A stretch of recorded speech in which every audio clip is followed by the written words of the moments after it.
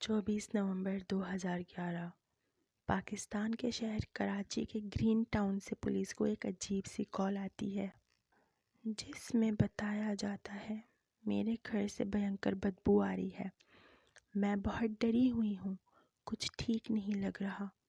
Police یہ کال سنتے ہی فوراً اپنی ٹیم لے کر وہاں پہنچ جاتی ہے۔ وہاں جو کچھ ہوتا ہوا دیکھتی ہے اس نے پورے پاکستان کو ہلا کر رکھ دیا۔ لوگوں میں ایک ڈر کی لہر جاگ گئی، یہاں تک کہ کھانا کھاتے وقت اگر ایک بار بھی اس کیس کا سوچتے تو ان کی الٹی نکل آتی۔ زینب بی بی کراچی کی رہنے والی ایک عام مہیلا جو اپنی بیٹی سونیا اور اپنے پتی احمد عباس کے ساتھ کراچی میں ایک کرائے کے مکان میں رہ رہی ہوتی ہے۔ احمد عباس سونیا کا سوتیلا باپ ہوتا ہے اور سونیا کا ٹیچر بھی رہ چکا ہوتا ہے، جس نے لگ بھگ 4 سال پہلے سونیا کی ماں زینب بی بی سے دوسری شادی کی۔ زینب بی بی اپنی دوسری شادی سے زیادہ خوش نہیں تھی کیونکہ احمد عباس ایک نشیڑی آدمی تھا۔ اس کا ویوہار زینب کے پرتی بہت برا تھا، وہ آئے دن اسے مارتا پیٹتا تھا، یہاں تک کہ سونیا کو بھی مارتا تھا۔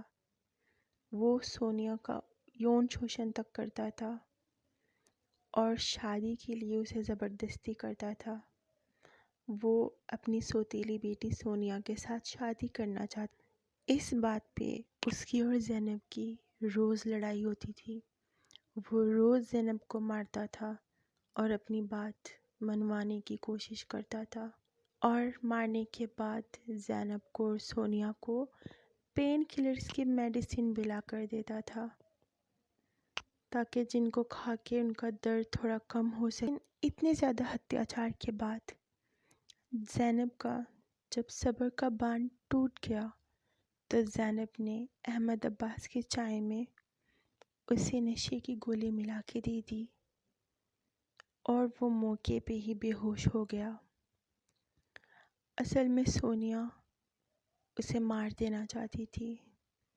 احمد عباس کو بے ہوش کرنے کے بعد زینب اپنے بھتیجے ظہیر اور اس کے دوست کو فوراً بلاتی ہے اور اسے مار دینے کا پلان بناتی ہے۔ ظہیر اور اس کے دوست وہاں پہ پہنچ جاتے ہیں اور اس بے ہوش پڑے احمد عباس کو مارنے کی پلاننگ بناتے ہیں، اور فوراً ہی زینب اس کے پیر پکڑ لیتی ہے تو وہیں ظہیر اور اس کا دوست مل کر اس کا گلا گھونٹ کر اسے مار دیتے ہیں۔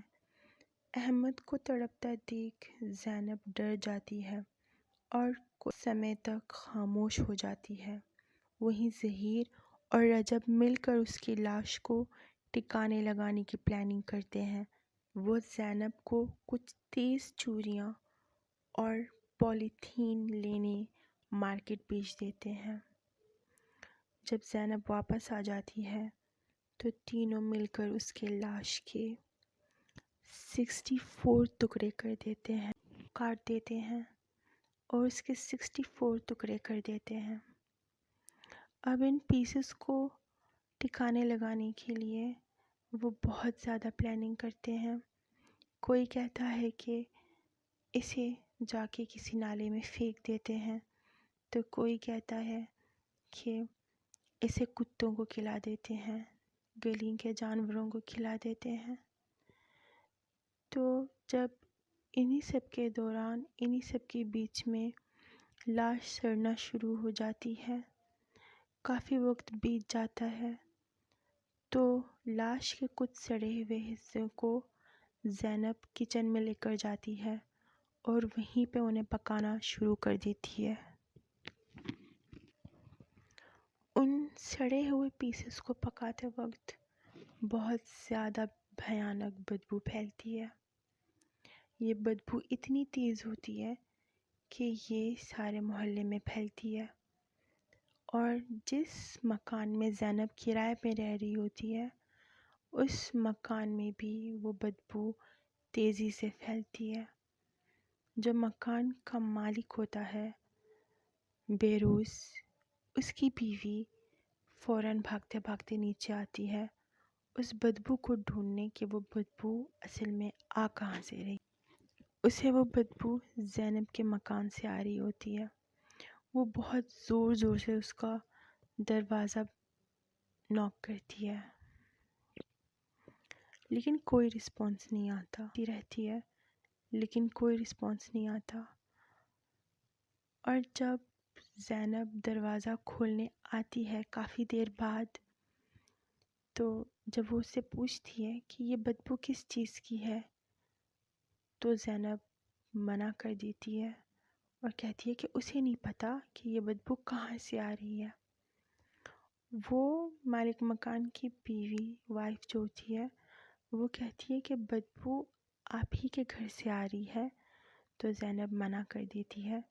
لیکن اتنا سب کچھ ہونے کے بعد زینب کا چہرہ خود سب بتا رہا ہوتا ہے کہ کچھ تو غلط ہے۔ وہ عورت بنا سمے برباد کیے فوراً ہی پولیس کو کال کرتی ہے اور اسے بولتی ہے کہ جو مکان میں نے کرائے پہ دیا ہوا ہے وہاں سے بہت بھینکر بدبو آ رہی ہے، مجھے کچھ ٹھیک نہیں لگ رہا، مجھے ایسا لگ رہا ہے کہ شاید وہاں پہ کچھ ہوا ہو۔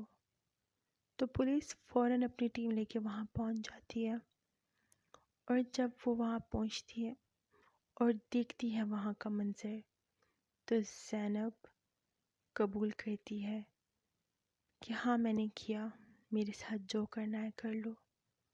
پولیس جب اس لاش کو فلور پہ پڑے دیکھتی ہے، اس کے پیسز کچھ کچن میں ابل رہے ہوتے ہیں اور کچھ پیسز وہیں فلور پہ پڑے ہوتے ہیں، ظہیر بے جھجک بنا کسی ڈر کے بیڈ پہ سو رہا ہوتا ہے، جبکہ لاش اسی بیڈ کے نیچے کچھ حصے پڑے ہوتے ہیں اور کچھ حصے فلور پہ، کچھ حصے پک رہے ہوتے۔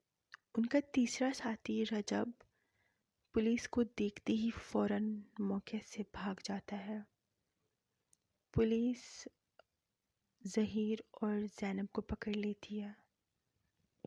دوستو، اگر یہ ویڈیو آپ کو پسند آئی تو اس ویڈیو کو لائک اور چینل کو ضرور سے سبسکرائب کر دینا۔ ملتے ہیں کسی اور ویڈیو میں۔